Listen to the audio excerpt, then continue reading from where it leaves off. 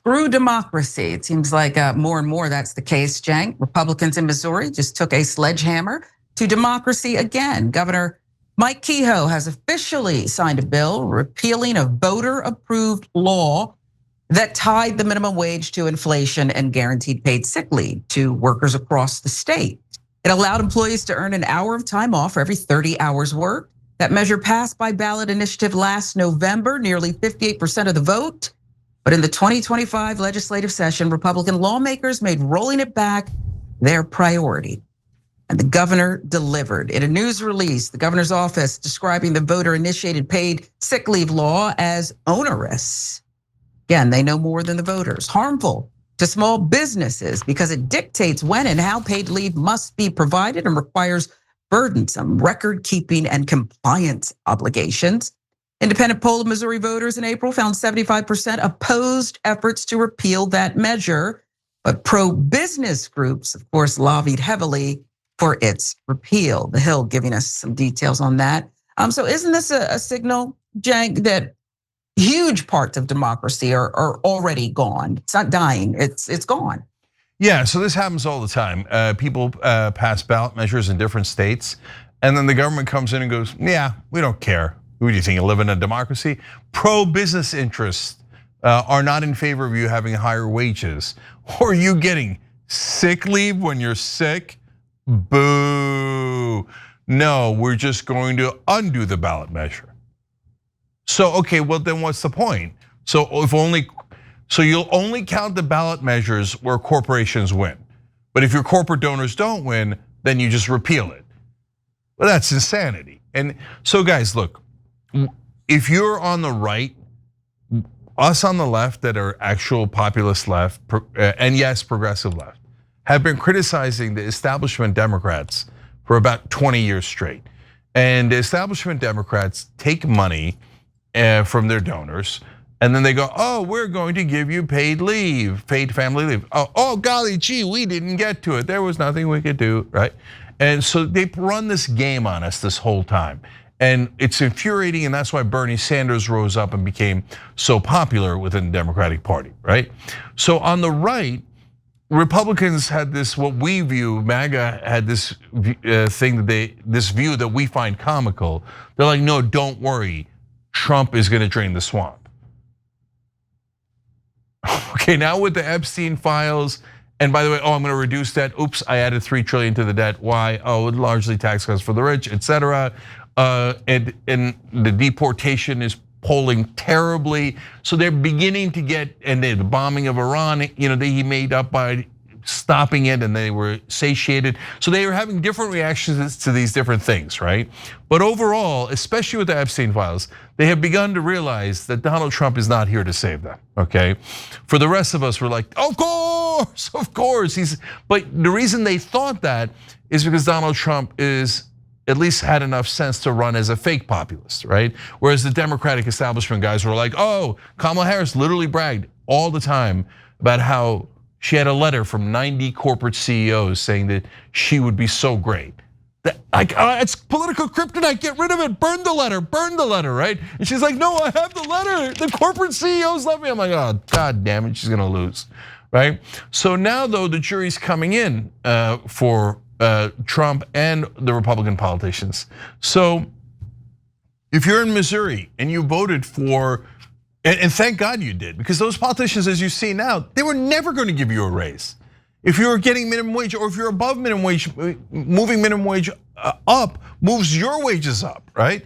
They were never ever going to give you that raise. They were never ever going to give you paid sick leave. So you did the right thing, and you did it overwhelmingly. 58% is a big number, right?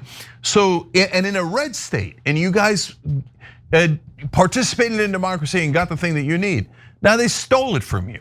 So understand that in that case, that was the Republican Party, Republican politicians that absolutely screwed you. Now, if you say, oh no, but if you're on the left, you should call out the Democratic establishment. But us, we're never gonna call out the Republican establishment, no way. Oh, they took my wages away from me. They took my sick leave away from me. They took my democracy away from me. But rah Republicans, nah. So this is despicable. They don't believe in democracy at all. All they believe in is serving their donors. Elliot. I think you're absolutely right. I think this is one of those instances where politics actually becomes pretty simple. We have a lot of leaders on both the Republican and the Democratic side who like to tell us constantly that all of this is just too complicated for our little brains to understand. But if you look at things through a lens of, hey, does it help working class people? Does it help poor people? Does it help everyday Americans pay their bills? Then it becomes incredibly clear where people's priorities actually are in these instances. And when you have your own voters going, this is what we want. We like this idea. It would help a lot. Tying minimum wage to inflation is a great idea. Please do it. And then you have this sort of spit in the face. Yeah, it is an affront on democracy and it's an affront on working class people. And it would be great if people started waking up to it. I think they are very slow. I mean, the fact that in the past hour and a half, I've been more excited about what Marjorie Taylor Greene has said than what Kamala Harris did say is still breaking my brain, but we'll get there. That's called honesty, by the way. Yeah. Go figure.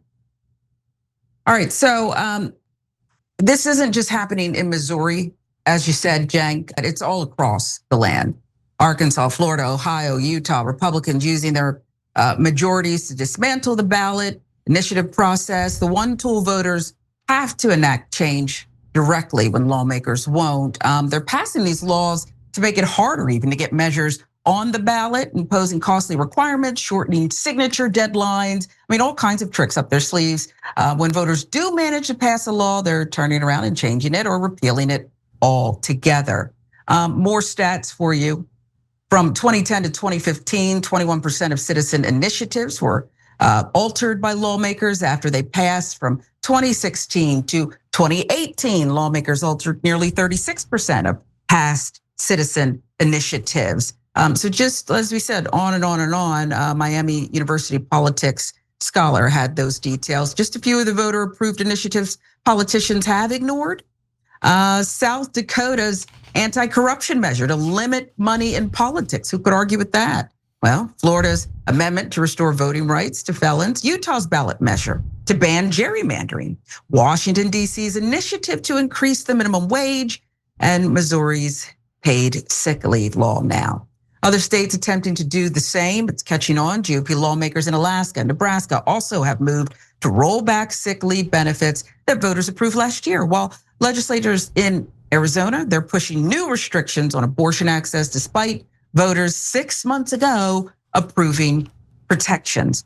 And still other states are actively trying to make it harder for citizens to make changes to the law through ballot measures. In Missouri, they're even stripping the courts now of their power to review ballot language written by the legislature, which means politicians can frame initiatives in misleading ways to sink them before voters even have a chance to say yes or no. They want to make sure no court can weigh in. One Democrat in Missouri legislature called this session the worst she's seen for disregarding the will of the voters. She's not alone. Growing campaign called Respect Missouri Voters is mobilizing to put a new initiative on the 2026 ballot, one that would block lawmakers from repealing initiatives voters approve. Chris Melody Fields Figueredo, executive director of the Ballot Initiative Strategy Center, says this: they can't win fairly, so they're trying to rewrite the rules to get their way, no matter what a majority of folks in their state want. And that is what this is really about. It's not about abortion rights completely. It's about that more, not just paid sick leave, but power. Who gets it? Who gets to keep it? Voters are being told, your voices do not matter. We're gonna do what we want. So what do you make of that, Cenk, where you have, instead of lawmakers moving to the position of their voters, overwhelmingly in some cases, and changing their policies, they're just beating them back? Yeah, they're just saying, how about I take away your democracy? And so I don't give a damn what you thought. Missouri's a red state, majority Republican, and you guys voted for paid sick leave? I don't care. Who cares about you? You're not a donor. So look, I'm obsessed with paid family leave. It's part of the populist plank. It's part of the core of rebellion pack and what we talk about on the populist left. And it's super popular everywhere. And then we've talked a lot about, hey, it polls at 84% nationwide. So why doesn't anybody pass it?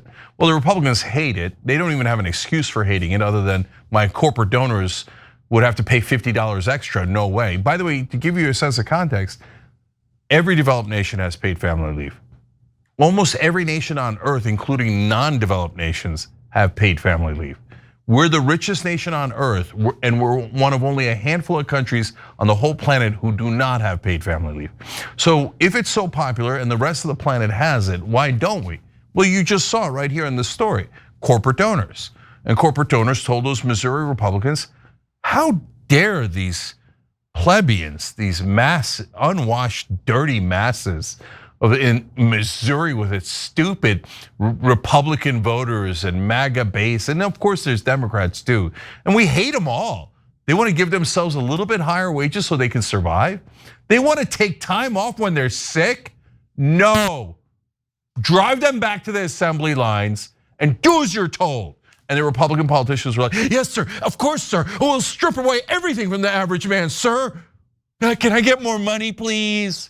This isn't democracy. This is, the Supreme Court shot our democracy in the face when they ruled on Citizens United, on Bilotti, and on Buckley. Those three decisions, starting in 1976, going to Citizens United, obviously much later on, 2010, 2011 era.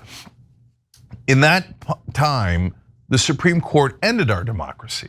They legalized and institutionalized bribery. So these corporate donors have been legally bribing all of our politicians at the state level, the federal level, etc. If we don't get money out of politics, we're totally screwed. Even if when you pass a ballot measure, they go, that's cute, that's cute. You think you have a democracy. No, corporate donors say no. And we don't care if you're a Republican voter, we don't care if you're a Democratic voter.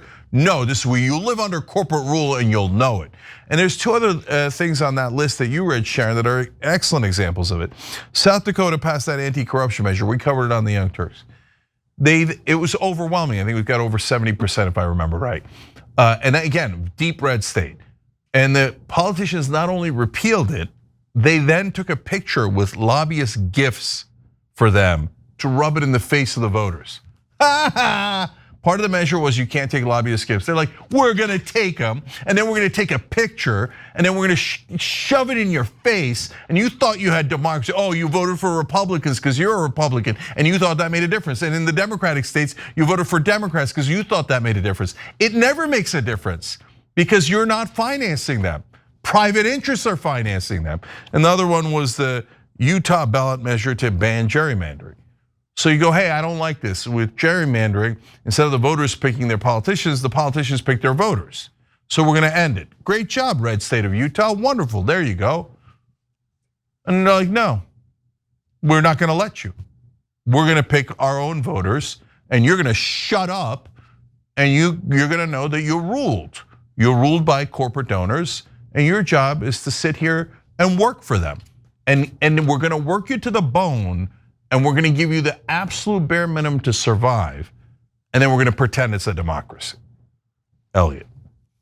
I think that's exactly what they're doing. They're definitely pretending it's a democracy and it definitely isn't. And also these politicians have become incredibly comfortable. I mean, like the brazenness with which they make these moves. I don't know how much the American people will actually take. It seems to be a lot, but it feels like how much can actually keep going on before people start waking up and start getting incredibly angry. Also, I think you're right. Like when people ask what my personal politics are, repealing Citizens United is pretty high on the list. And the same with gerrymandering. Like these are things that undermine our democracy and they funnel power toward a smaller and smaller group of people. And it needs to end. So hopefully it does. And hopefully people are paying attention.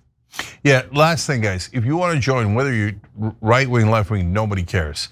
Fightcorruption.us, okay? So it's a group that is trying to end money in politics. If they don't succeed, we're never gonna have our democracy. So go join them now. We'll put the link in the description box too.